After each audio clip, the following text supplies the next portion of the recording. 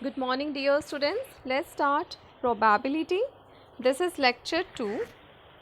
Students, first we initiate with cases of dices. Here we have cases of dices.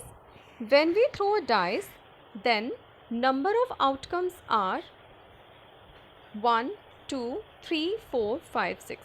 Students, suppose if we throw a dice, then we get outcomes 1, 2, 3, 4, 5, 6. In this way, number of element in sample space comes 6. आप देख सकते हैं ये counting में कितने numbers हैं, 6 हैं. Suppose students, when we throw 2 dices simultaneously, अगर हम 2 dice को एक साथ थ्रो करते हैं, then number of outcomes are 1 1, 1 2, 1 3, 1 4, 1 5, 1 6. Students, आप देख सकते हैं यहाँ अप टू 6 मैंने all possible outcomes प्लेस की है, that is the sample space. In this way we get total number of outcomes are 36. So students, 36 को हम लिख सकते हैं 6 raised to power 2. In this way you can see the general result. If we throw a single dice, then outcome 6 raised to power 1. And if we throw 2 dices, then outcome 6 raised to power 2. So students, if we throw 3 dices, then number of outcomes 6 raised to power 3. That is the general result. Okay, that will help you in your further classes. So students, probability ऐसा topic है जो कि आप further classes में भी study करेंगे. So you have to understand the basic concepts very well. Now students, here we continue with the cases of cards. Students, all of you know about the cards. हम cards के साथ play भी करते हैं. And now we start with the cards. How many cards are there? Total cards are 52.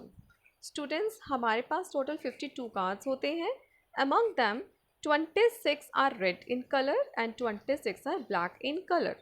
And among them 26 red cards, there are 13 hearts and 13 diamonds. And in 26 black cards, that include 13 club and 13 spade. Here I have drawn the diagrams of the same. Students, आप देख सकते हैं यहाँ पर red heart है and this is the red diamond. So students, आपको इसकी identify भी करना है कि ये जो symbol है कि किसका है. इसे हम suits कहते हैं. We have total 4 suits. Okay, 4 suits कौन से हैं? Heart, diamond, club and spade. हर एक सूट में टोटल 13 कार्ड्स होते हैं. 13 cards 1, 2, 3, 4, 5, 6, 7, 8, 9, 10 and after that we write J, Q, K. Okay students, J stand for 11, Q stand for 12 and K is 13. K को हम king कहते हैं, Q is the queen and J is the jack. और student, जो ये 1 number होता है, आप इसे सबसे आप ये नहीं समझ सकते कि ये लेस है. Okay, that is very valuable number. So students, in this way you have to remember all the things. There are total 52 cards and total 4 suits we have, and this is diamond, this is heart and this is club and this one is spade, and total 26 red cards, and in that we have 13 red, 13 hearts, 13 diamonds and 26 black cards में 13 club है और 13 spade है. Now students, let's start with exercise 15.1. Here we have question number 1. Complete the following statements.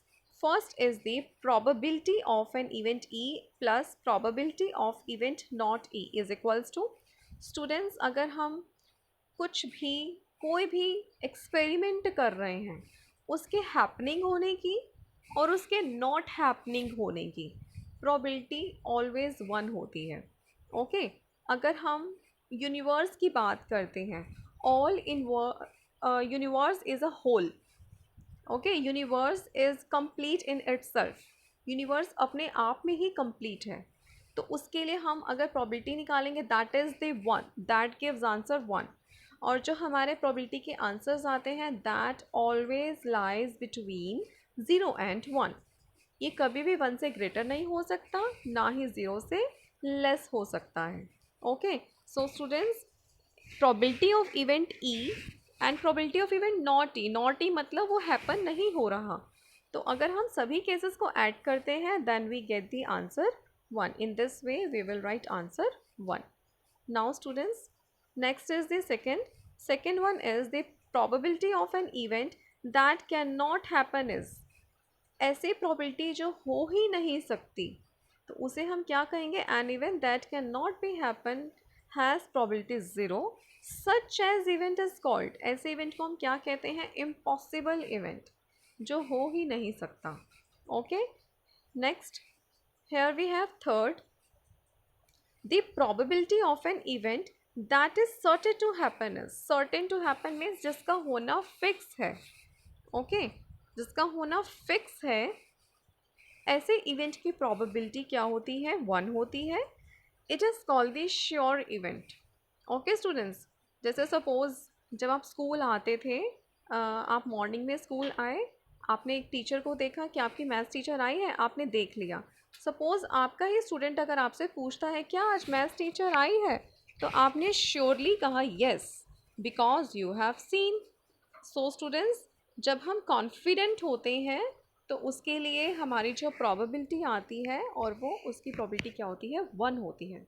Okay, and that event is called the sure event. Now student, next is the fourth, the sum of the probabilities of all the elementary events of an experiment is.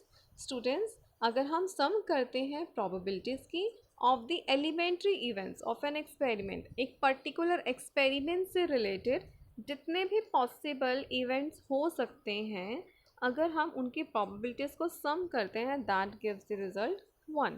जैसे अभी मैंने आपको example दिया था, universe is itself a whole, है ना? Universe खुद में ही कंप्लीट है. तो अगर हम पूरी दुनिया का ब्रेक कर दें एक पार्ट्स में और अगर हम उन्हें ऐड कर देते हैं, सम अप करते हैं, तो हमें क्या रिजल्ट मिलेगा? कंप्लीट यूनिवर्स मिलेगा. इसका मतलब कि हमें अगर हम प्रोबेबिलिटी फाइंड करेंगे तो एलिमेंट्री इवेंट्स के सम की, that gives the result 1. And now students, here we have the fifth part. The probability of an event is greater than or equal to dash and less than or equal to dash. Students, जो probability of events होती है always lies between 0 and 1. तो आप यहाँ fill करेंगे 0 and 1. So students, in this way today we have completed the question number 1. Thank you for watching the complete video.